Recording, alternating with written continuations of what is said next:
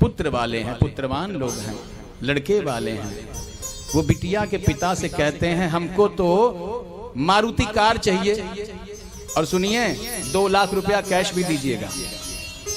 अच्छा, बेटी का बाप है बेचारा, देगा आपको, खेत बेचेगा, घर बेचेगा, अपने आप को बेच देगा, लेकिन दे देगा आपको। लेकिन बेटी आने के बाद यदि 6 महीने में लेकर अपने पति को अलग हो गई तो रोने की आवश्यकता नहीं है कि हमारा बेटा तो अलग हो गया, क्योंकि आपने बहू नहीं मांगा था, आपने बेटे को बेचा था। बिटिया का बाप अपने आप को गिरवी रख देगा, लेकिन आपकी मांग को पूरा करेगा। तो वही बेटी जब अपने बाप को बिकते हुए देखती है ना, और खेत बिकते हुए देखती है, तो उसके मन में यह भावना उठती है कि चलती हूं चुड़ैल को न हम ठीक कर दे तो अपनी बाप की बेटी नहीं।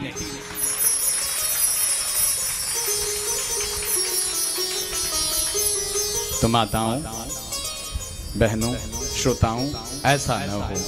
हमारे समाज में दहेज की प्रथा बहुत गंदी है। किसी की बेटी अगर मांगो तो अच्छी सी बहू मांगो, अच्छी सी बिटिया मांगो, धन न मांगो, नहीं तो धन मांगोगे ना तो घर बर्बाद हो जाता है। तो महाराज हिमावन ने माता पार्वती को विदा किया और बहुत सारा धन दिया बिटिया के नाम पर। फिर भी श्री भगवान शंकर से कहा, का देऊं पूर्ण काम, हे पूर्ण काम, मैं आपको क्या दे सकता हूं? आप संसार के मालिक हैं जगदीश्वर, हमारी बिटिया स्वीकार की, यही बहुत बड़ी बात है। महाराज हिमावन ने भगवान का स्वागत करते हुए उन्हें विदा किया और अब बारात चल रही है कैलाश की ओर। आइए कैलाश की ओर चलें, कैलाश की ओर चलें। ओम श्रीमन्नारायणाय नमः। शिव शंकर चले हैं कैलाश, बूंदियां पड़ने लगी। शिव शंकर चले हैं कैलाश, बूंदियां पड़ने लगी। बोले बाबा चले कैलाश की बूंदियां पड़ने लगी। बोले बाबा चले हैं कैलाश की बूंदियां पड़ने लगी।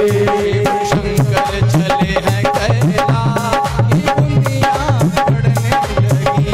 शिव शंकर चले हैं कैलाश की बूंदियां पड़ने लगे। शिव शंकर चले हैं कैलाश, बूंदियां पड़ने लगी। शंकर चले हैं कैलाश की बूंदियां पड़ने लगी।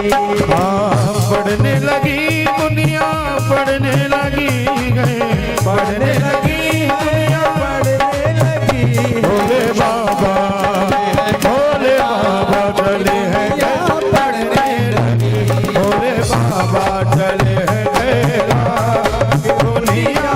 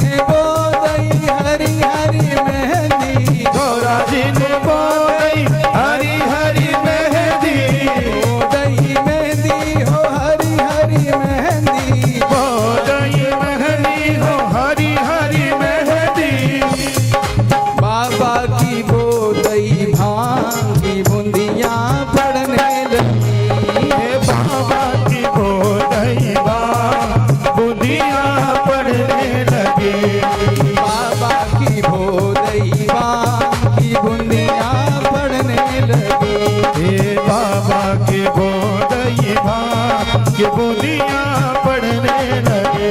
शिव शंकर चले कैलाश कि बूंदियां पड़ने लगे। भोले बाबा चले हैं कैलाश कि बूंदियां पड़ने लगे। भोले चले हैं कैलाश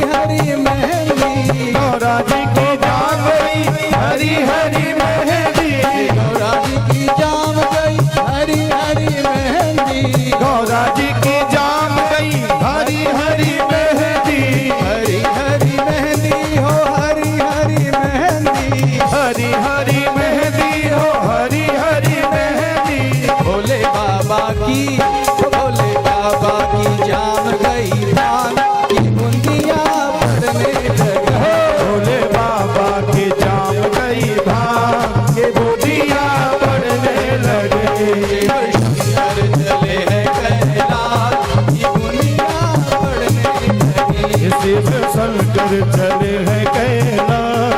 बूंदियां पड़ने लगे। भोले भोले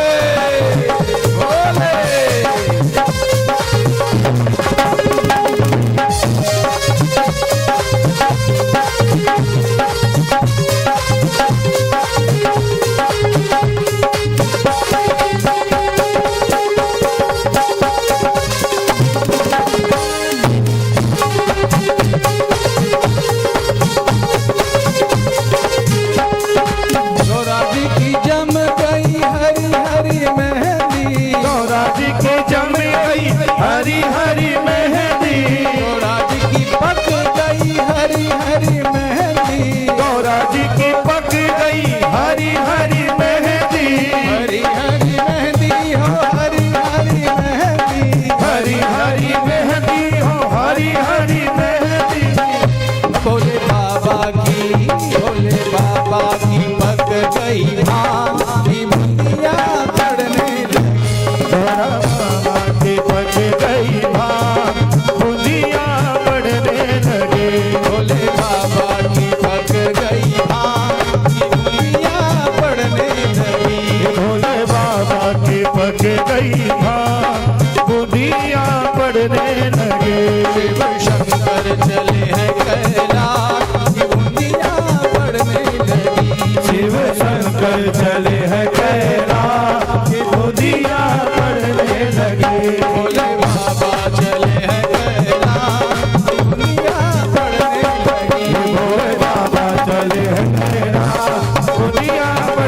लगी। भोले बाबा चले हैं कैलाश बूंदियां पड़ने लगी। भोले बाबा चले हैं कैलाश बूंदियां पड़ने लगी। भोले बाबा चले हैं कैलाश बूंदियां पड़ने लगे।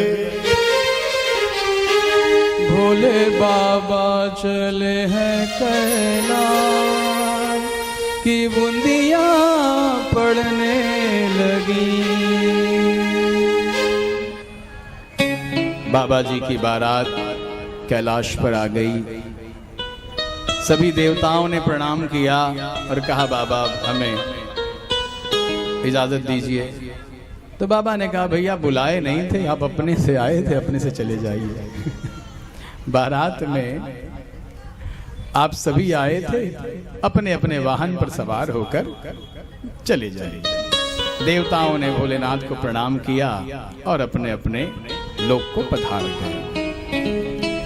यहाँ पर भव्य स्वागत हुआ मैया का।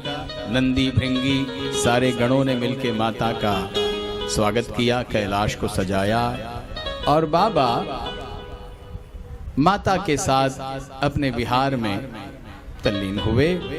भोलेनाथ कई वर्षों तक माता के साथ बड़े आनंद से रहने लगे। इसी दरमियान भोले जब विहार कर रहे थे, कई वर्ष बीत गए, तब देवताओं को बड़ी चिंता हुई कि ताड़कासुर का नामक असुर जो है देवताओं पर भारी पड़ रहा है। वज्रांग की पत्नी वज्रांगी, उससे उत्पन्न हुआ तारक नाम का असुर, जिसको ब्रह्मा जी ने वरदान दिया था कि तुम्हारी मृत्यु भगवान शिव शंकर के पुत्र द्वारा होगी। भगवान शिव के वीर्य से जो पुत्र उत्पन्न होगा उसी से तुम्हारी मृत्यु होगी। अब यहाँ पर ये चाहता था कि भोलेनाथ का विवाह न हो। अगर हमारी मृत्यु उनके पुत्र से होनी है तो विवाह न होने दिया जाए। कई प्रकार के विघ्न उत्पन्न करना चाहा। तो देवताओं ने एक दिन सोचा कि भैया भोलेनाथ को विवाह करके आए, बड़ा दिन हो गया है, बाबा जी कोई सुध नहीं ले रहे हैं, आओ चलें। इंद्र ने समस्त देवताओं को इकट्ठा किया और कैलाश पर्वत पर पहुंच गया और कहा, भोलेनाथ भोलेनाथ, हे शिव शंकर, हे त्रिपुरारी, हमारी रक्षा करें, रक्षा करें, रक्षा करें। अब बाबा मैया के साथ अपने विहार में मग्न थे, लेकिन अचानक शोरगुल सुनकर भोलेनाथ जिस अवस्था में थे उसी अवस्था में बाहर चले आए और भोलेनाथ की ऊर्जा पृथ्वी पर स्खलित हुई। स्खलित होते ही इंद्र ने अग्निदेव को आदेश दिया कि यह ऊर्जा तुम खा लो। इंद्रदेव कबूतर, अग्निदेव कबूतर बनकर भगवान की ऊर्जा को अपने चोंच में दबा लिए और ग्रहण कर गए। अग्निदेव देवताओं के मुख हैं। भगवान भोलेनाथ की ऊर्जा जैसे ही उन्होंने ग्रहण की, सारे देवता गर्भवती हो गए, सभी के पेट में बच्चा आ गया। अग्नि भगवान का मुख है ना। जब हम स्वाहा कहते, स्वाहा स्वाहा, ओम नमो भगवते वासुदेवाय स्वाहा, ओम ऐं ग्रीं ग्लीं चामुंडाय विच्चै स्वाहा। तो माता को भोजन प्राप्त होता है, भगवान को भोजन प्राप्त होता है। स्वा से भगवान का मुख खुलता है, हा पर बंद हो जाता है। इतने में आहुति पड़ जानी चाहिए। सभी माताओं से कह रहे हैं, बहनों से। कई लोग पंडित जी मंत्र बोलते जा रहे हैं, वो भी अपना घुसे जा रहे हैं उसी में। हाँ, वो आहुति कहाँ जा रही है पता ही नहीं चल रहा है। भगवान के मुख में जा रही है कि किसके मुख में जा रही है पता नहीं चला, और महाराज बोले जा रहे हैं स्वाहा स्वाहा स्वाहा। ध्यान रखें कि ब्राह्मण जब स्वाहा कह रहा है तो उसके स्वाहा के शब्दों पर ही आहुति पड़नी चाहिए, और ठंडी अग्नि में आहुति भी नहीं डालनी चाहिए। अग्नि जब जलती हो, प्रज्वलित हो, तभी आहुति छोड़नी चाहिए। कई के घर में बहुत धुआं हो जाता है, स्वाहा किए जा रहे हैं, महाराज निपटा दीजिए। चलो ठीक है, हमें कहा जब तुम्हारी इच्छा है तो हम भी निपटा देंगे। लेकिन अग्नि प्रज्वलित होनी चाहिए। और अग्निदेव के ग्रहण करने के वजह से सारे देवता गर्भवती हो गए। सभी देवता त्राहिमाम करने लगे। दूसरे दिन आकर खड़े हो गए, त्राहिमाम प्रभु त्राहिमाम, हे जगदीश्वर त्राहिमाम। भगवान ने कहा क्या हुआ? कहें आपकी ऊर्जा ग्रहण करने के कारण अग्निदेव के मुख से हमारे गर्भ में आ गई है, हम सब गर्भवती हो गए हैं। तो भगवान ने कहा तब? कहें बड़ी बड़ी अग्नि है प्रभु, पेट में इतनी जलन है कि इस ऊर्जा को हम सहन नहीं कर पा रहे हैं, हम विचलित हैं, किसी प्रकार से हमारी रक्षा कीजिए, आपकी ऊर्जा हम सहन नहीं कर पा रहे हैं। तो भगवान ने कहा वमन कर दो, वमन कर दो। वमन अर्थात उल्टी कर दो। सभी देवताओं ने वमन कर दिया और भगवान की ऊर्जा वमन हो गई। लेकिन अग्निदेव अभी भी शांत नहीं हुए। अग्नि से कहीं ज्यादा ऊर्जा भगवान के वीर्य में है। अग्निदेव परेशान हो गए। अग्निदेव ने कहा बाबा सबकी तो ठीक हो गई, हमारी ऊर्जा शांत नहीं हो रही है, हमें जलाए जा रही है, हम बेकल हैं, हम बहुत परेशान हैं प्रभु, हम बहुत विचलित हैं, हमारी भी रक्षा कीजिए। तो भगवान ने कहा अग्निदेव आप ऐसा करें कि आप भी वमन कर दें। अग्निदेव ने हिमालय पर्वत पर वमन किया। हिमालय पर्वत जलने लगे, हिमालय पर्वत में हाहाकार मच गया। इतनी तेज ऊर्जा, इतनी गहन ऊर्जा भगवान की, इतनी गहन ऊर्जा कि हिमालय भी थर्राने लगे। हिमालय ने बाबा से कहा, प्रभु हम ये ऊर्जा सहन नहीं कर पाएंगे। उन्होंने वो ऊर्जा गंगा में प्रवाहित कर दिया। माता गंगा भी जलने लगी। गंगा जी से भी रहा नहीं गया। उन्होंने भी भगवान से प्रार्थना की, प्रभु इस ऊर्जा का क्या करें। भगवान ने कहा, क्या करोगी? अग्निदेव को पुनः वापस कर दो। अग्निदेव पुनः अपनी उस ऊर्जा को ले लिए और अग्निदेव गंगा नदी के किनारे कुछ सरकंडों का एक झुंड लगा हुआ था, वहीं पर ऊर्जा को वमन कर दिया उन्होंने। उसी प्रातः काल ऋषियों की पत्नियां आई स्नान करने के लिए, सप्त ऋषियों की, वशिष्ठ, अंगिरा, भारद्वाज, गौतम और आदि आदि ऋषियों की पत्नियां आई। तो उन पत्नियों ने स्नान करने की सोची। 6 ऋषियों की पत्नियों ने स्नान किया और वशिष्ठ जी की पत्नी ने स्नान नहीं किया। तो जिन्होंने स्नान किया था, ठंड का समय था और वहीं पर सरकंडे थे। सरकंडों में अग्नि जलाई और तापने के लिए बैठ गईं और अग्निदेव ने मौका देखकर ऋषि पत्नियों के रोम छिद्रों द्वारा उनके शरीर में प्रवेश करवा दिया। वो ऊर्जा उनके शरीर में प्रवेश कर गई।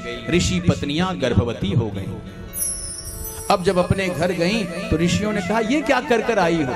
कहां से आई? ये कैसे हुआ? आश्चर्य। उन्होंने कहा, स्वामी हमें नहीं पता ये कैसे हुआ, लेकिन आज हम जब स्नान करके अग्नि को ताप रहे थे तो कुछ अलग सा ही महसूस हो रहा था। ऋषियों ने आंख बंद की और सारे परिस्थितियों को भांप लिया। उन्होंने कहा, देवियों आप जाकर इस ऊर्जा को उसी स्थान पर वमन कर दीजिए। ऋषि पत्नियों ने आकर उन्हीं सरकंडों के पास वमन किया और वो ऊर्जा 6 विभागों में विभक्त हो गई और वहीं पर 6 मुख का बालक उत्पन्न हुआ और 6 मुख के बालक को देखकर सभी प्रसन्न हुए। कार्तिक भगवान का प्राकट्य हुआ। बोलिए कार्तिक महाराज की जय। 6 विभागों में होने के कारण कार्तिक महाराज का नाम षडानन पड़ा। षडानन माता है। माता जय जय जय षडानन माता, है ना। षडानन नाम पड़ा कार्तिक जी का। और इतने में श्रुतियां, कृतिकाएं आई वहां पर। 6 कृतिकाएं आई। 6 ने उस बालक को देखा और देखा कि बड़ा सुंदर बालक है। कार्तिक जी बहुत सुंदर दिखाई दे रहे थे, भगवान शिव के समान हैं। शिवांश हैं कार्तिक महाराज बिल्कुल शिव जी के समान दिख रहे थे। इतनी सुंदरता थी उनके चेहरे पर कि उन माताओं ने उठा लिया। यहाँ कार्तिक जी का प्राकट्य हुआ और वहां माता पार्वती के स्तन में दूध उतर आया और मैया परेशान कि हे राम, ये कहां से, ये क्या चमत्कार है। माता, अच्छा, जिस समय अग्निदेव ने भगवान शिव की ऊर्जा को ग्रहण कर लिया था, माता बड़ी नाराज हुई थी। उन्होंने श्राप दिया था देवताओं को कि जाओ, तुम्हारी पत्नियां कभी पुत्र उत्पन्न ही नहीं कर पाएंगी, इसलिए किन्हीं देवताओं को पुत्र नहीं। भगवान जब भी मनुष्य रूप में आए हैं तभी पुत्र प्राप्त किए हैं, देवताओं के पुत्र नहीं। मैया पार्वती का श्राप है ये। अग्निदेव को श्राप दिया कि तुम काले हो जाओगे, तो जब कभी अग्नि जलाइए तो उसमें से काली काली राख निकलती है। माता पार्वती का श्राप है, अपवित्र रहोगे। लेकिन भगवान के समझाने पर तब उन्होंने कहा कि कोई बात नहीं, हाँ, लेकिन कालापन तुम में होगा। तो माता के स्तनों में दूध उतर आया। कितना बढ़िया वात्सल्य प्रेम है। ममता मई माता के स्तनों में दूध उतर आया। माँ आश्चर्य है कि कि न जाने कहाँ हमारा बालक उत्पन्न हुआ है। और कृतिकाओं ने उस बालक को लिया, अपना स्तनपान कराया और अपने लोक को लेकर चली गई। तो एक दिन पराम्बा भगवती ने भगवान के साथ बैठी हुई चर्चा कर रही थी। भगवान कथा सुना रहे थे, राम कथा सुना रहे थे। तो मैया ने कहा, स्वामी एक बात पूछें? क्या पूछो? तो उन्होंने कहा, स्वामी हमें ये पता है कि आपकी ऊर्जा व्यर्थ नहीं जा सकती। आपका जो वीर्य पृथ्वी पर गिरा उसे अग्निदेव ने तो खा लिया, खाने के बाद सभी ने वमन किया, लेकिन आपकी ऊर्जा गई कहाँ? उसका क्या हुआ? कुछ बता सकते हैं? तो भगवान भी सोचे, हाँ सही बात कह रहे हैं, इस बात को जानना चाहिए। भगवान ने तुरंत अग्निदेव को तत्काल प्रभाव से हाजिर होने का आदेश किया। नंदी गए, बोले महाराज ने बुलाया है आपको, भोलेनाथ ने। अग्निदेव आए, अग्निदेव से पूछा गया हमारी ऊर्जा का क्या हुआ? अग्निदेव ने कहा, महाराज हम तो खा गए थे, लेकिन देवताओं ने वमन कर दिया था हिमालय पर। अग्निदेव ने वमन कर दिया था हिमालय पर। हिमालय को बुलाया गया, हिमालय कहाँ गया? हमारी ऊर्जा कहाँ गई? हिमालय ने कहा, महाराज इतनी जलन थी उसमें कि हम उससे जल रहे थे, उस ऊर्जा से।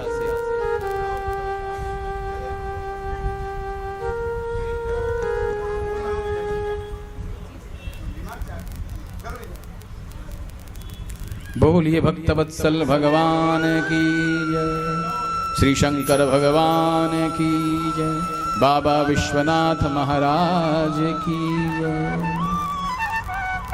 हिमालय ने कहा, महाराज इतनी उस ऊर्जा में इतनी जलन है कि अगर हम न वमन करते तो हिमालय जल जाता, इसलिए हमने वमन कर दिया। गंगा को तत्काल प्रभाव से हाजिर किया गया। मैया गंगा ने कहा, महाराज प्रभु अरे हम इतने शीतल होते हुए भी आपकी ऊर्जा को नहीं सहन कर पा रहे थे, इसलिए हमने तो सरकंडों के पास सरका दिया था, उछाल दिया था। फिर वहां अग्निदेव भी आ गए थे, तो अग्निदेव से पूछा गया तुमने क्या किया दोबारा? तो अग्निदेव ने कहा, महाराज हमने ऋषियों के पत्नियों के रोम छिद्रों द्वारा उन्हें उनके शरीर में प्रवेश करवा दिया था। ऋषि पत्नियों से क्या हुआ? तब सूर्य भगवान को आदेश किया गया। सूर्य भगवान आए, सूर्य भगवान से पूछा गया कि आपने देखा हमारी ऊर्जा कहाँ गई? सूर्य भगवान ने कहा, प्रभु अस्ताचल होते होते एक बालक तो उत्पन्न हो गया था, बिल्कुल आपके समान है प्रभु, लेकिन हम अस्ताचल को थे इसलिए आगे नहीं देख पाए कि उसके आगे क्या हुआ। उसके आगे की रिपोर्ट आपको चंद्रदेव देंगे। चंद्रमा को हाजिर किया गया। चंद्रमा ये बताएं क्या हुआ उस बालक का?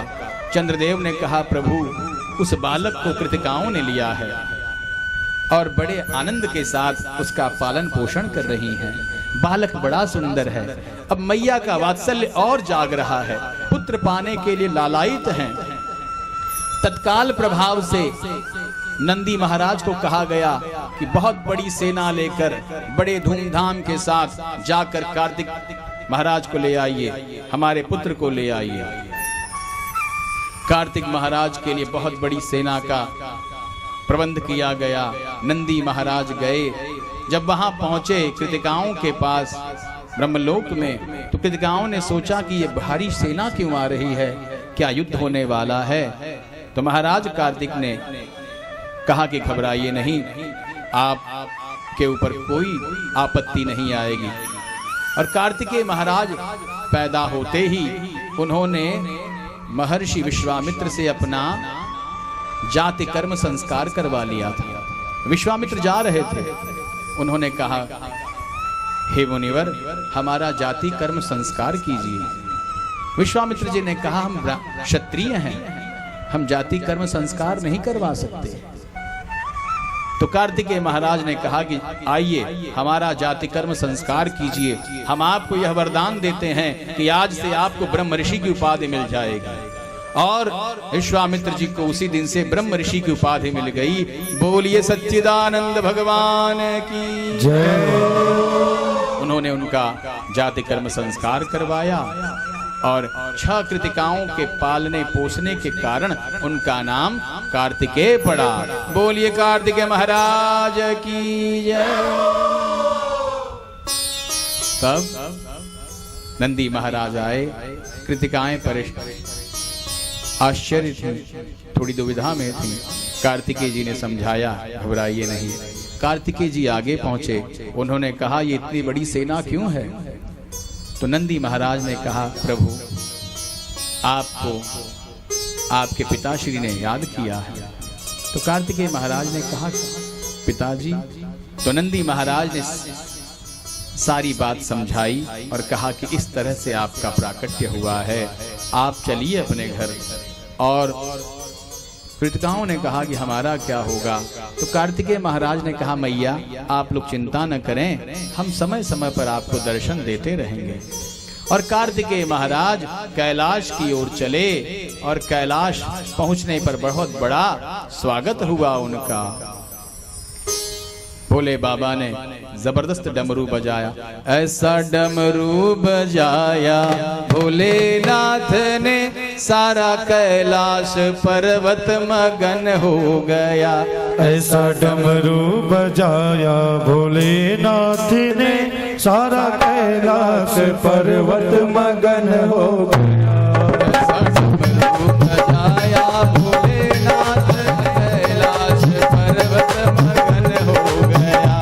ऐसा डमरू बजाया भोलेनाथ ने, सारा कैलाश पर्वत मगन हो गया। सारा कैलाश पर्वत मगन हो गया। सारा कैलाश पर्वत मगन हो गया। सारा कैलाश पर्वत मगन हो गया। सारा कैलाश पर्वत मगन हो गया। ऐसा पर्वत मगन हो गया। ऐसा डमरू बजाया भोलेनाथ ने, सारा कैलाश पर्वत मगन हो गया।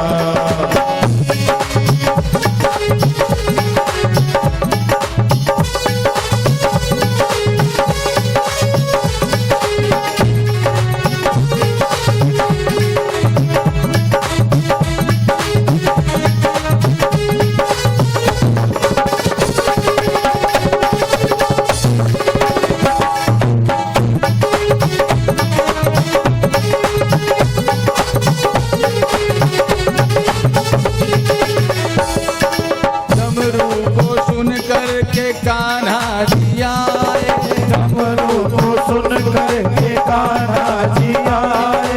डमरू को सुन कर के कान्हा जी आए। डमरू को सुन कर के कान्हा जी आए।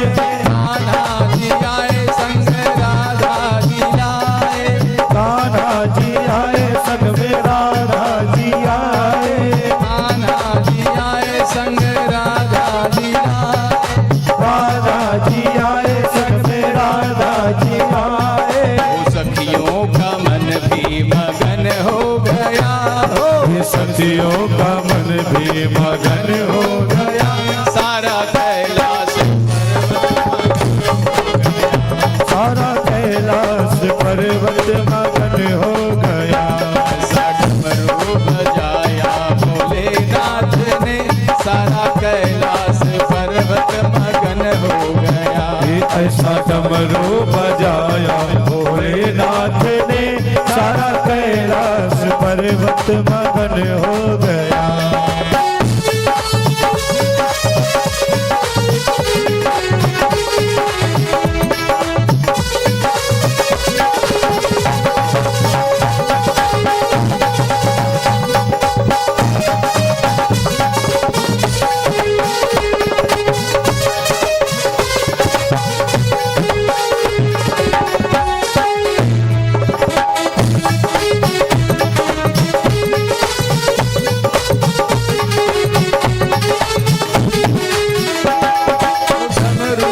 सुन करके गणपति चले। ये डमरू को सुन करके गणपति जी चले हैं। गणपति चले संग कार्तिक चले। गणपति चले हैं संग में कार्तिक चले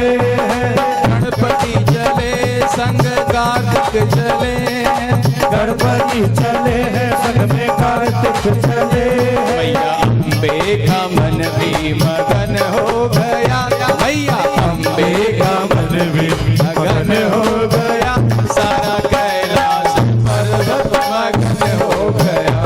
ऐसा डमरू बजाया भोलेनाथ ने, सारा कैलाश पर्वत मगन हो गया।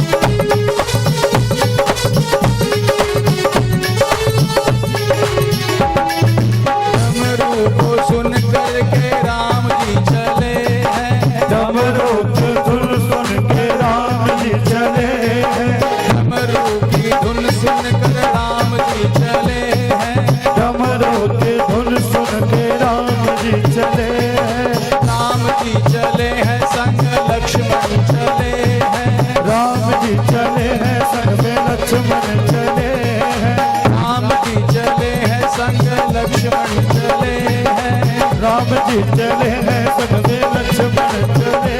मैया सीता का मन भी मगन हो गया, मैया सीता का मन भी मगन हो गया, सारा कैलाश पर्वत मगन हो गया, सारा कैलाश पर्वत मगन हो गया। ऐसा डमरू बजाया भोलेनाथ ने, सारा कैलाश पर्वत मगन हो गया। ऐसा डमरू बजाया भोलेनाथ ने, सारा कैलाश पर्वत मगन हो गया। कैलाश पर्वत मगन हो गया, सारा कैलाश पर्वत मगन हो गया। ऐसा डमरू बजाया भोलेनाथ ने, सारा कैलाश पर्वत मगन हो गया।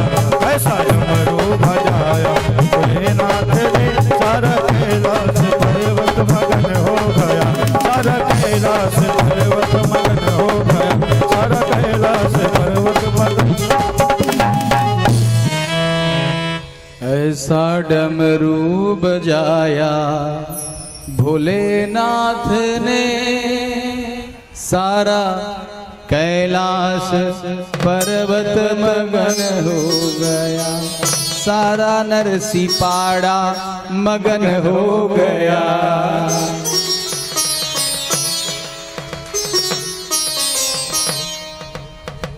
सभी लोग पधारे हैं कैलाश पर, कार्तिकेय जी का स्वागत हुआ है।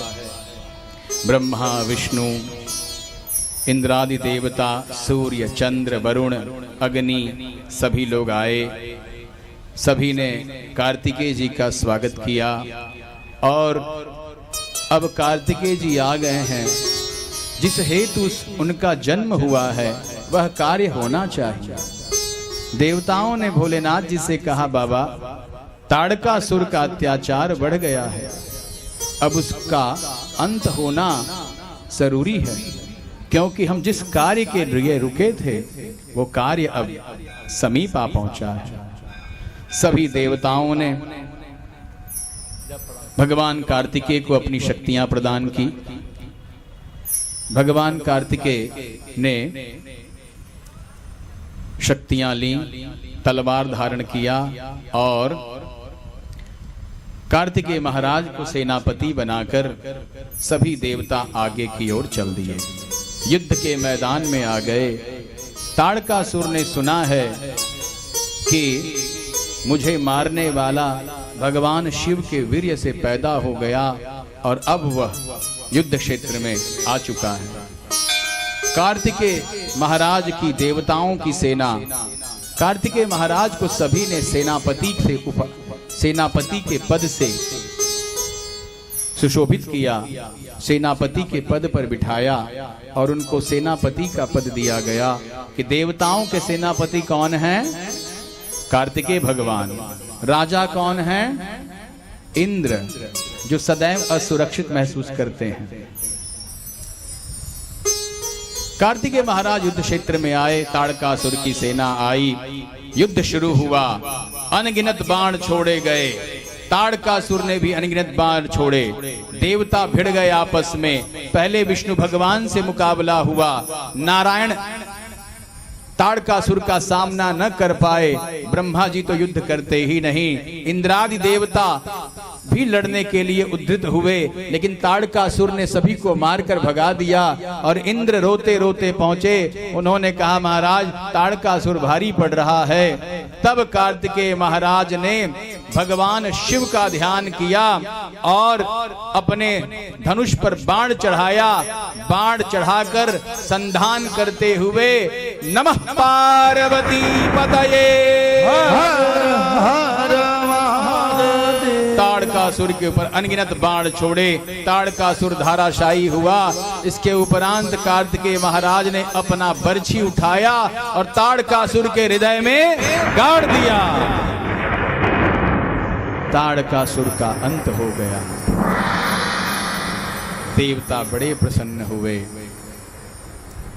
देवताओं ने कार्तिकेय जी का स्वागत किया और कहा कि आज से कार्तिकेय भगवान हमारे सदैव सेनापति रहेंगे और सेनापति के पद पर यही सुशोभित रहेंगे। देवताओं ने मान्यता दे दी और आज भी कार्तिकेय भगवान देवताओं के सेनापति हैं।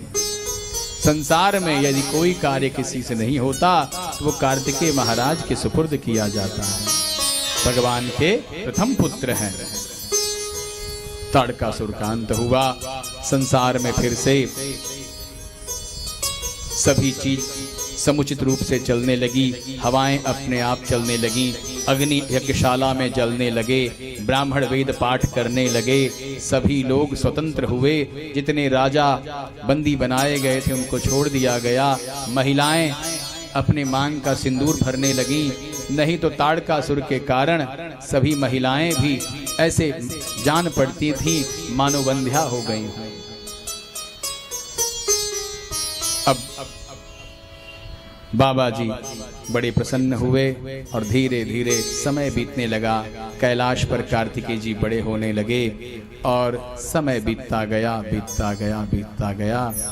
और एक दिन माता जगदम्बा अपनी सखी जया विजया के साथ स्नान कर रही थी।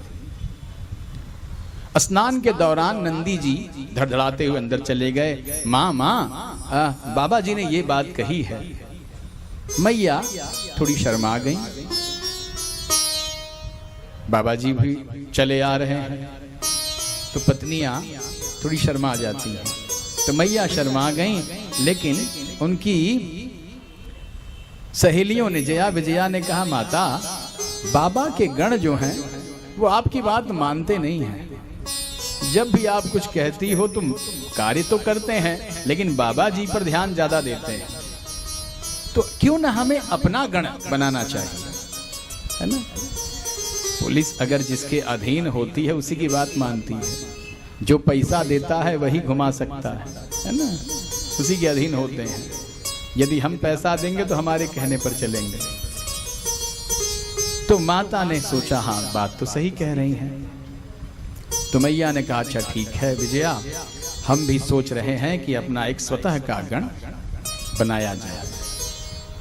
मैल द्वारा माता स्नान कर रही। देखिए मैल होता क्या है। 5 दिनों तक महिलाएं रजस्वला रहती हैं, मैली रहती हैं। तीसरे दिन के बाद चौथे दिन जाकर स्नान करके तब कहीं शुद्ध होती हैं। वही मैल है, मैल शरीर का नहीं।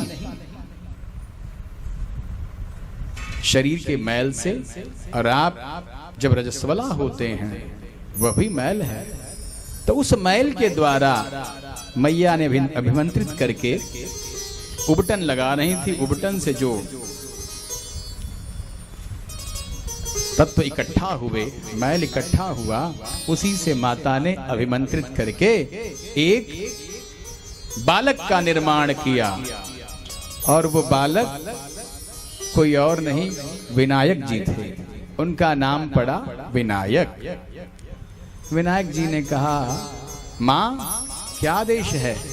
माँ ने कहा, पुत्र हम स्नान कर रहे हैं और जब तक हम स्नान करें इस कमरे में कोई आना नहीं चाहिए, यही तुम्हारा कार्य है, हमारे आदेश का पालन करना।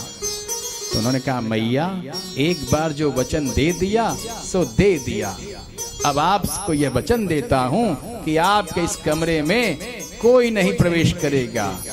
और भगवान विनायक जी को माता ने एक अपनी शक्ति दे दी, सोटा दे दिया। सोटा लेकर विनायक जी द्वार पर बैठे रहे।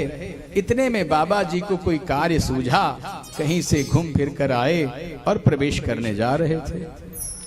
उन्होंने रोक दिया, खबरदार आप कौन हैं, नहीं जा सकते। तो बाबा ने सोचा ये कौन बालक है? बोले, बालक कौन हो तुम? तो बोले, मैं अपनी माँ का पुत्र हूं, आप अंदर नहीं जा सकते, माँ का आदेश है। अच्छा। तो बाबा ने थोड़ी बहुत जिद की, बोले हम तुम्हारे पिता हैं। बोले, माँ ने नहीं बताया है आप कौन हैं, अभी आप जा नहीं सकते, माँ स्नान कर रही है। तो बोले, बालक भ्रष्टता न करो। बोले, नहीं, मैंने अपनी माँ को वचन दे दिया सो दे दिया, आप अंदर प्रवेश नहीं कर सकते। तो भगवान ने सोचा बालक से क्या बहस करें। उन्होंने नंदी, भृंगी आदि गणों को भेजा। गणों ने आकर उनको समझाया कि तुम्हारे पिता हैं। बोले, माँ ने नहीं बताया है। युद्ध शुरू हुआ। विनायक ने उस सोटे, उस शक्ति द्वारा नंदी भृंगी की बड़ी पिटाई की। इतना पीटा कि गण रोते रोते भागे। बोले, भोलेनाथ भोलेनाथ, वो बालक हमें मार पीट रहा है, हम पर सोटे बरसा रहा है। अब यह बात पूरे कैलाश में बिजली की तरह फैल गई। सभी देवता भी हाजिर हो गए कि ऐसा कौन बालक उत्पन्न हो गया जो गणों को पीट रहा है, भगवान महादेव को नहीं जाने दे रहा है अंदर। देवता सारे प्रकट हो गए, इंद्रदेव, अग्निदेव, वरुण देव और जितने देव थे सब प्रस्तुत हुए। इंद्र ने कहा कि बाबा अगर हमें इजाजत दो तो हम जाकर उसको ठीक करें। उन्होंने कहा जाओ, भोलेनाथ की लीला है ये। उन्होंने कहा ठीक है। तो इंद्र को अपने बल का काफी अहंकार था। भगवान कहते हैं ज्यादा अहंकार करोगे ना, आदमी से तुड़वाएंगे कि मुंह दिखाने के काबिल नहीं रहोगे। काक भशुंडी जी को गरुण जी को एक बार अभिमान हो गया कि नागपाश से तो हमने राम जी को छुड़ाया है, ये तो बंधे हुए थे, हम न होते तो कौन छुड़ाता। अब अहंकार के वशीभूत परेशान हो गए। हे लक्ष्मीकांतम तुभ्यं नमामि, हे जगदीश्वराय तुभ्यं नमामि। कहते हुए कहाँ पहुंच गए? नारद जी के पास। नारद जी ने कहा क्या हुआ गरुण जी? बोले बाबा ये बताएं कि क्या ये वही राम हैं जो ब्रह्मांड के नायक हैं, जो सच्चिदानंद हैं? ऐसे नागपाश में बंधे पड़े थे, मालूम पड़ रहा था जैसे कुछ ताकत ही नहीं है, हम न होते तो कौन छुड़ाता। तो देवर्षि नारद जान गए कि इनको अहंकार हो गया। तो उन्होंने कहा कि आप ऐसा करें, सही गुरु के पास जाइए, सही गुरु आपके मार्गदर्शन करेंगे। भोलेनाथ जी के पास भेजा उन्होंने। गरुण जी फिर निकले वहां से। हे लक्ष्मीकांतम तुभ्यं नमामि, हे जगदीश्वराय तुभ्यं नमामि। पहुंचे कैलाश पर। भगवान शिव कहीं जाने की तैयारी कर रहे थे। इतने में पहुंचे तो उन्होंने पूछा कि क्या कैसे आना हुआ गरुण जी? तो बोले बाबा बड़ी मुश्किल में हैं, थोड़ा मार्गदर्शन कर दीजिए। कहे पूछो। बोले वो राम जी जो हैं वही ब्रह्मांड नायक हैं, पर पूर्ण ब्रह्म परमात्मा हम लोग कहते हैं, क्या ये वही हैं? तो उन्होंने कहा हाँ, क्या संदेह है? बोले उनको नागपाश से अभी हम छुड़ा कर आ रहे हैं, वहीं पर हैं वो, लंका में लड़ाई कर रहे हैं। तो बाबा समझ गए कि अहंकार के वशीभूत हो गए। बाबा ने कहा गरुण जी आप माया के वशीभूत हो गए, आप ऐसा करिए कि काक भुषुंडी जी के यहाँ चले जाइए।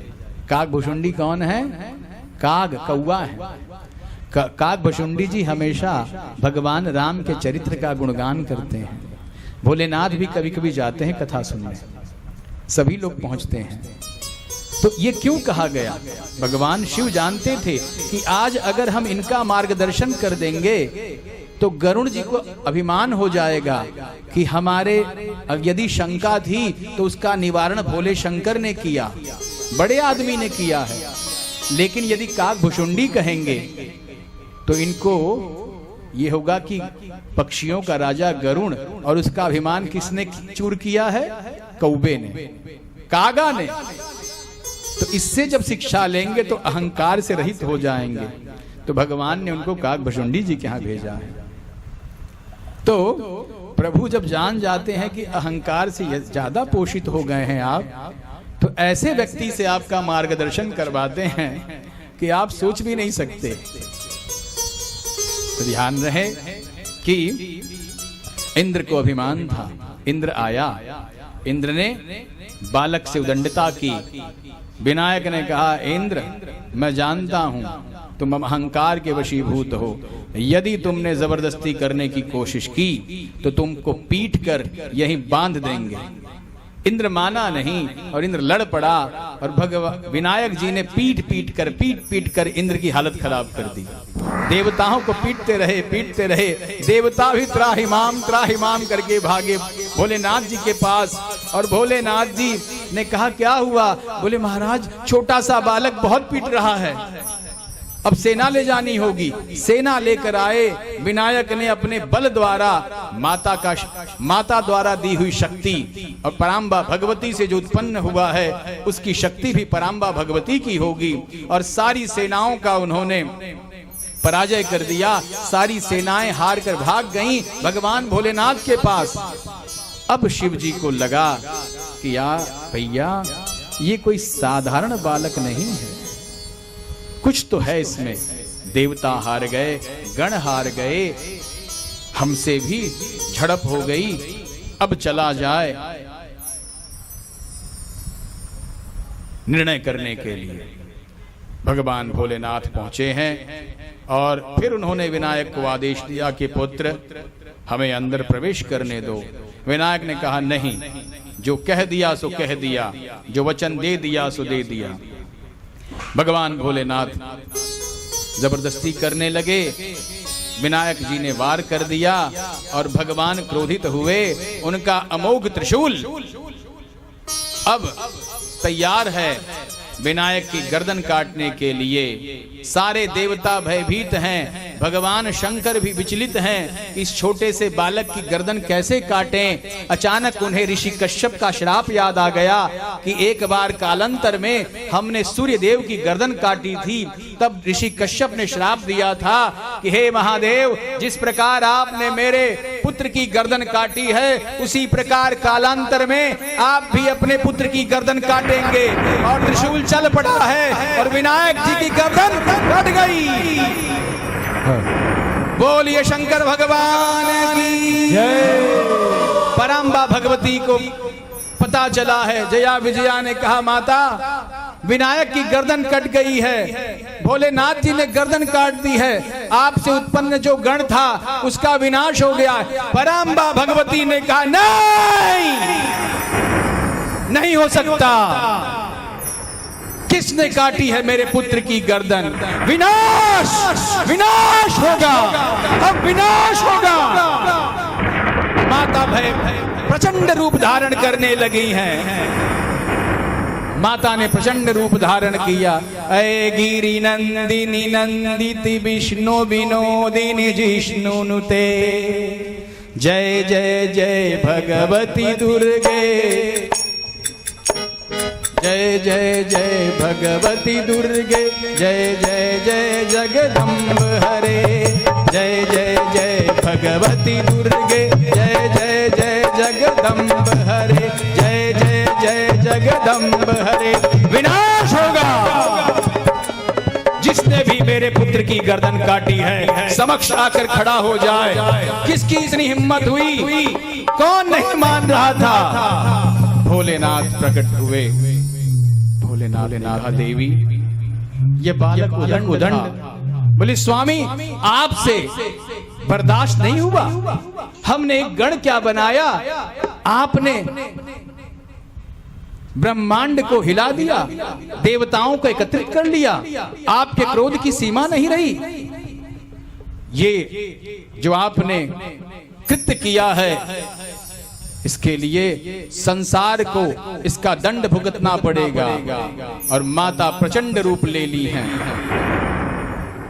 माता ने प्रचंड रूप लिया और पराम्बा भगवती अपने संपूर्ण अवतार में आ गई। माता भगवती अपने संपूर्ण अवतार में आकर जोर जोर से विनाश विनाश विनाश चिल्लाने लगी।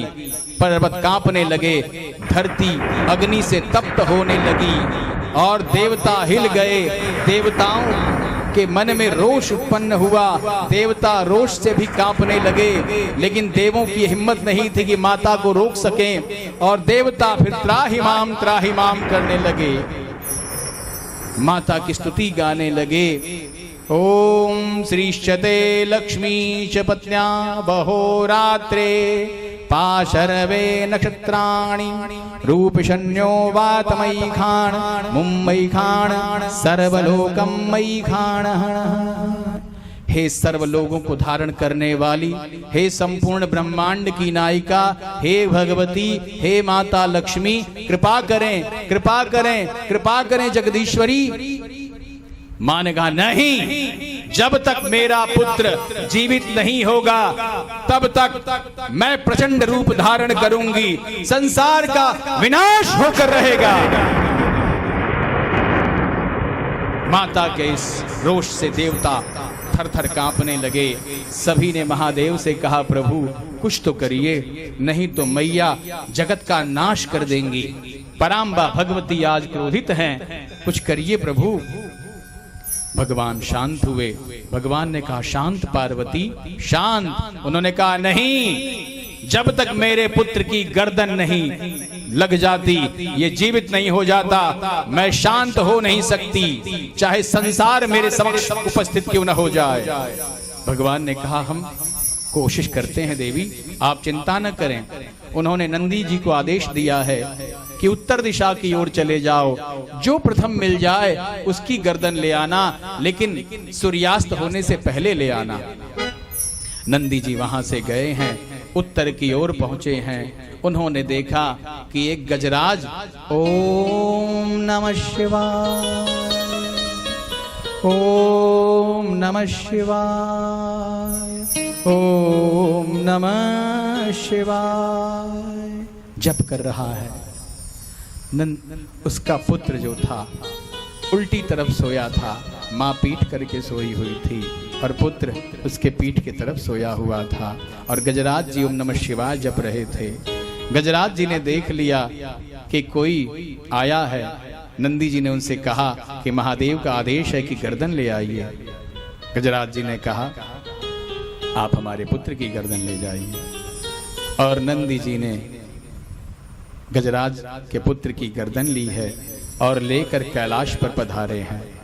सूर्यास्त से पहले कैलाश पर आए और भगवान महामृत्युंजय त्रिपुरारी नीलकंठ भगवान ने अपने हाथों से विनायक जी के धड़ पर गर्दन को लगाया है। ओम त्रयंबकं यजामहे सुगंधिं पुष्टिवर्धनम उर्वारुकमिव बंधनान् मृत्युर्वृक्षीयमामृता। प्राण आ गए शरीर में। विनायक जी उठकर खड़े हो गए और गणपति जी का प्राकट्य हो गया। शुभता लौट आई, माता शांत हो गई। बोलिए गणपति गजानन भगवान की जय। भगवान श्री गणेश का प्राकट्य हुआ और संसार में शुभता फिर लौटी। जो विनाश की स्थिति थी वह बदल गई। माता शांत हो गई, सौम्य हो गई और वात्सल्य उनके अश्रु से झलकने लगा। और मां प्रसन्न होकर आंखों से झरझर आंसू बहने लगे, नेत्र सजल हो गए, अपने पुत्र को गले लगाया और कहा, वाह पुत्र, तुम जीवित हो गए, इससे बढ़कर खुशी मेरे लिए कोई नहीं है। और सभी ने भगवान गणपति की स्तुति गाई।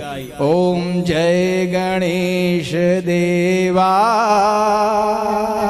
जय जय गणेश देवा, ब्रह्मा विष्णु मिलकर, ब्रह्मा विष्णु मिलकर सब करें सेवा। ओम जय गणेश देवा, ओम जय गणेश देवा, ओम जय गणेश देवा, ब्रह्मा विष्णु सब मिलकर, ब्रह्मा विष्णु मिलकर सब मिलके करे सेवा। ओम जय गणेश देवा, एक दंत तुम हो, तुम गौरी प्यारे, स्वामी तुम गौरी प्यारे, शुभता तुमसे आई, शुभता तुमसे आई, सब मिल करें सेवा। ओम जय गणेश देवा, जय गणेश देवा, जय जय गणेश देवा, ब्रह्मा विष्णु मिलकर, ब्रह्मा विष्णु मिलकर सब ही करें सेवा।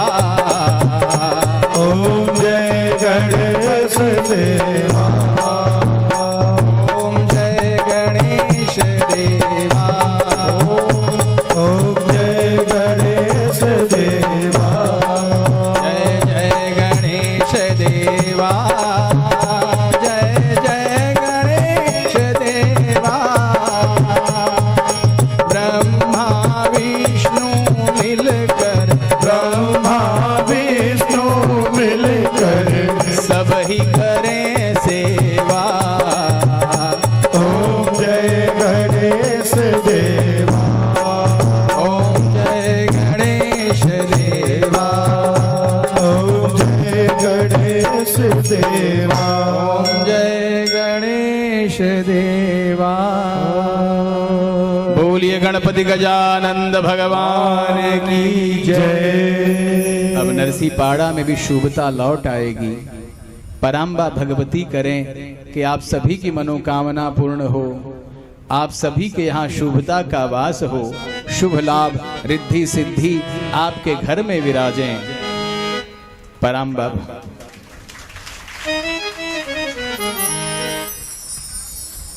यहाँ से भगवान गणपति का प्राकट्य हुआ है। भगवान गणेश धीरे धीरे बढ़ने लगे और शुभता विराजमान हो गई। सभी देवता आनंदित हो गए। शुभ लाभ भगवान श्री गणेश के प्राकट्य के बाद कैलाश पर और स्वर्ग में सभी स्थानों पर शुभता फैल गई। सभी देवता सुखी हुए और सब आनंद से रहने लगे। एक दिन धीरे धीरे बढ़ते बढ़ते बढ़ते बढ़ते एक दिन कैलाश पर परशुराम जी का आगमन हुआ। परशुराम जी पधारे। परशुराम जी कैलाश में प्रवेश करने ही वाले थे। देखिए माताओं, श्रोताओं, हनुमान जी और श्री गणेश जी की मूर्ति या फोटो दरवाजे पर क्यों लगाई जाती है पता है? क्योंकि जब माता पराम्बा भगवती ने विनायक जी का निर्माण किया तो उनको सबसे पहले द्वारपाल बनाया, दरवाजे पर बैठे रहे। और हनुमान जी भी भगवान श्री राम के दरवाजे पर बैठते हैं। तो ये दो देवता द्वार के रक्षक हैं। इसीलिए इनके फोटो या मूर्तियां दरवाजे पर या अपने ड्योढ़ी के बाहर ऊपर लगाई जाती है ना। इसलिए इनकी फोटो होनी चाहिए, इसलिए लगाई जाती है। तो गणेश जी कैलाश के द्वार पर बैठे हुए हैं और भैया कार्तिकेय के साथ खेल रहे हैं। इतने में परशुराम जी का आगमन हुआ। परशुराम जी भगवान शिव के अंशावतार हैं और बड़े वेग से प्रवेश कर रहे हैं। अचानक गणेश जी ने रोक दिया। कहाँ जा रहे हैं ऋषिवर? ऋषिवर गुस्सा हो गए। ब्राह्मण को क्रोध अतिशीघ्र आता है। ब्राह्मण बड़े क्रोधी स्वभाव के होते हैं। हमने बताया ना, क्रोध जो है वो माता का काजल है। प्रकृति ने उनको वो काजल लगा दिया है कि अगर सारी योग्यता हो जाएगी तो आप भगवान बन जाएंगे। इसलिए क्रोध होगा तो लोग कहेंगे बड़े क्रोधी हैं, हो बहुत जल्दी गुस्सा हो जाते हैं, मत जाओ उनसे बात मत करो, है ना। क्योंकि ऊर्जा है ना, और ऊर्जा को बचाने के लिए काला टीका तो चाहिए। इसलिए भगवान ने क्रोध भर दिया है। क्रोधित हो जाते हैं बहुत जल्दी। तो क्रोधित ब्राह्मण के सामने बहस नहीं करना चाहिए और क्रोधित ब्राह्मण के मुंह नहीं लगना चाहिए, वरना मुख से अगर श्राप निकल जाए तो फलित हो जाता है। इसलिए यदि वो क्रोधित हैं तो शांत हो जाइए। कहते हैं अस्त्र से मारे हुए व्यक्ति की गति हो सकती है, लेकिन ब्राह्मण के श्राप से व्यक्ति की गति नहीं हो पाती। इसलिए ब्राह्मण को क्रोधित नहीं करना चाहिए। यही गलती एक बार यदुवंश ने की। यदुवंश में राजा अग्रसेन के राज्य में जितने यादव वंश के पुत्र थे, उन्होंने एक बालक के पेट पर गद्दी बांध दी और कुछ ब्राह्मण यज्ञ कर रहे थे। तो ब्राह्मणों के यहाँ जाकर मजाक करने लगे कि बाबा इसके पेट में बच्चा है। बाबा ने कहा बस जाओ खेलो। फिर कहा बाबा इसके पेट में बच्चा है, और क्या है बता दो, लड़का है कि लड़की है? ब्राह्मण ने कहा नहीं बस जाओ खेलो। फिर कहा अरे बाबा बता भी दो ना, आप तो त्रिकाल यज्ञ हैं, ज्ञानी हैं, बताइए ना। उदंडता, बालक की उदंडता। ब्राह्मणों ने 3 बार क्षमा किया। चौथे बार क्रोधित होकर उन्होंने कहा जाओ इसके पेट में मूसल है और मूसल ही पैदा होगा, उसी मूसल से तुम्हारा विनाश होगा।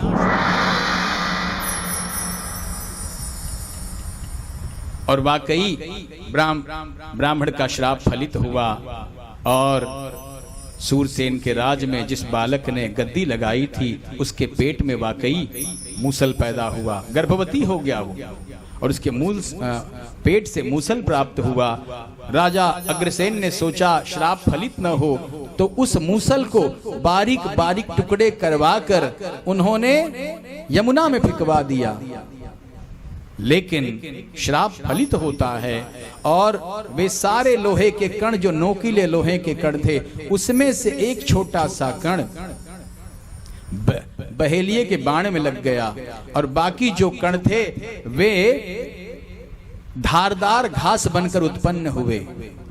जब 100 वर्षों बाद भगवान श्री कृष्ण ने पांडवों से मिलने की चेष्टा जाहिर की तो सारे यादव वंश भी गए और उसी स्थान पर किनारे पर वारुणी नाम की मदिरा पीकर सब आपस में लड़कर मर गए, उनका विनाश हो गया। कहते हैं यदुवंश में 2 कुल है, एक ढौड़ वंशी हैं, एक ग्वाल वंशी हैं। ग्वाल वंश में ढौड़ वंश शादी नहीं करते और ढौड़ वंश में ग्वाल वंश शादी नहीं करते। जिन्होंने वारुणी मदिरा पी थी उनका विनाश हो गया। तो श्राप फलित होता है। परशुराम जी क्रोधित हुए, गणेश जी ने रोका। परशुराम जी ने कहा बालक उदंडता मत कर, मैं परशुराम हूं। गणेश जी ने कहा आप जो भी राम हैं बिना इजाजत के अंदर नहीं जा सकते।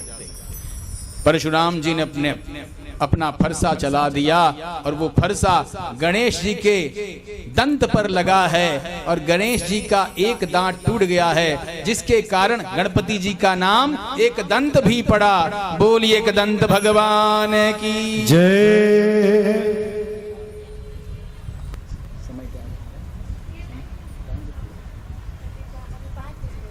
ओम नमः शिवाय, ओम नमः शिवाय, हर हर भोले नमः शिवाय।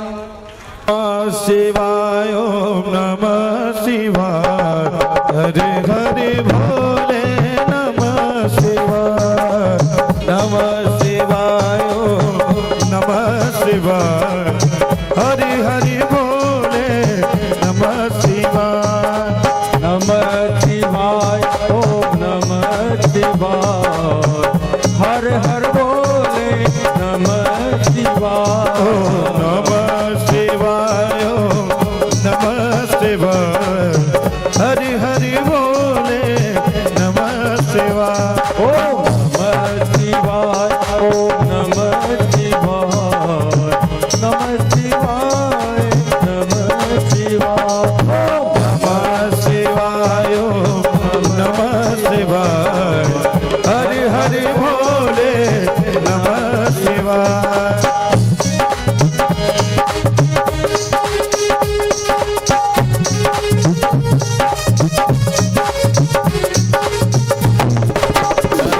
शिवाय ओम नमः शिवाय हर हर भोले नमः शिवाय ओम नमः शिवाय ओम नमः शिवाय हरि हरि भोले नमः शिवाय जटाधराय शिव जटाधराय जटाधराय शिव जटाधराय जटाधराय शिव जटाधराय हे जटाधराय शिव जटाधराय हर हर भोले नमः शिवाय हर हर भोले नमः शिवाय नमः शिवाय ओम नमः शिवाय हर हर हर भोले नमः शिवाय नमः शिवाय ओम नमः शिवाय हर हर भोले नमः शिवाय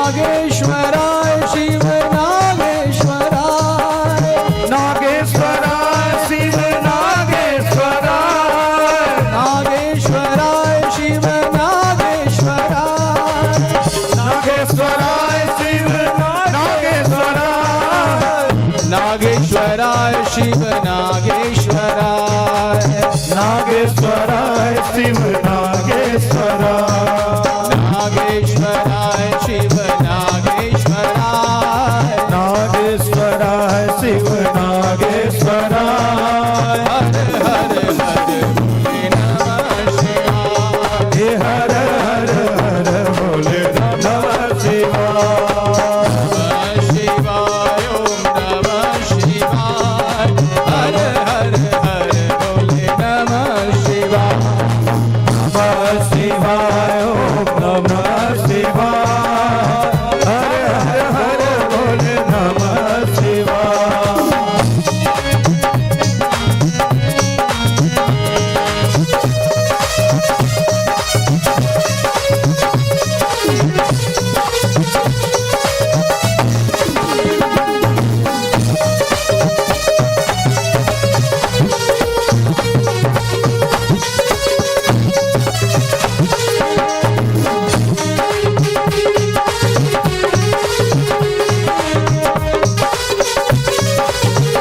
बोलिए भूत भावन भोलेनाथ की